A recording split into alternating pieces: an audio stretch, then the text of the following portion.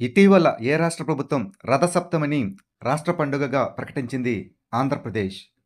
భారతదేశం మరియు నేపాల్ మధ్య సూర్యకిరణ వ్యాయామం యొక్క 18వ ఎడిషన్ ఇటీవల ఎక్కడ జరిగింది?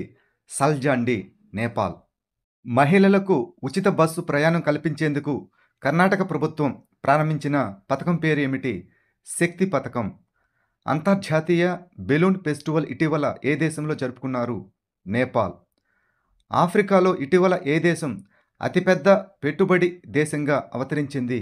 UAE. Third eye Asian film festival 21వ ఎడిషన్ ఇటీవల ఎక్కడ జరుగుతున్నది? ముంబై.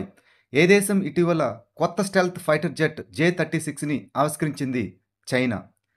ఎన్టీపీసీ ఇటీవల ఏ రాష్ట్రంలో గ్రీన్ హైడ్రోజన్ మౌలిక సదుపాయాలను ఏర్పాటు చేస్తున్నది?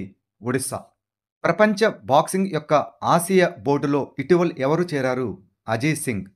భారతదేశం ఇటీవల ఏ దేశం నుండి దిగుమతి చేసుకున్న ఎల్ఎన్జి ఇంధన ట్యాంకుల యాంటీ డంపింగ్ పరిశోధనను ప్రారంభించింది? చైనా. ఎగువ సియాంగ్ జలవిద్యుత్ ప్రాజెక్టు ఏ రాష్ట్రంలో ఉంది? అరుణాచల్ ప్రదేశ్.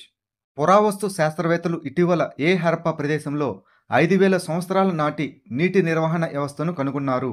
రాకీ గర్హి, నేపాల్. వార్తల్లో ఇటీవల కనిపించిన గ్రీన్ క్రాబ్ ఏ ప్రాంతానికి చెందినది? అట్లాంటిక్ మహాసముద్రం మరియు బాల్టిక్ సముద్రం. శ్రీ అటల్ బిహారీ వాజ్పేయి 100వ జయంతిని పురస్కరించుకుని సుశాసన్ పాదయాత్ర ఏ ప్రదేశంలో నిర్వహించబడింది? వాద్ నగర్, గుజరాత్. దీదీకి లైబ్రరీ కార్యక్రమాన్ని ఏ రాష్ట్రం ప్రారంభించింది? బీహార్. అంతర్గత జలమార్గాల ద్వారా కార్గో తరలింపును ప్రోత్సహించేందుకు కేంద్ర ప్రభుత్వం ప్రారంభించిన పథకం పేరు ఏమిటి? జలవాహక్ పథకం. భారతదేశంలో విదేశీ ప్రత్యక్ష పెట్టుబడుల నిర్వహణకు ఏ విభాగం బాధ్యత వహిస్తున్నది? పరిశ్రమ మరియు అంతర్గత వాణిజ్య ప్రమోషన్ శాఖ.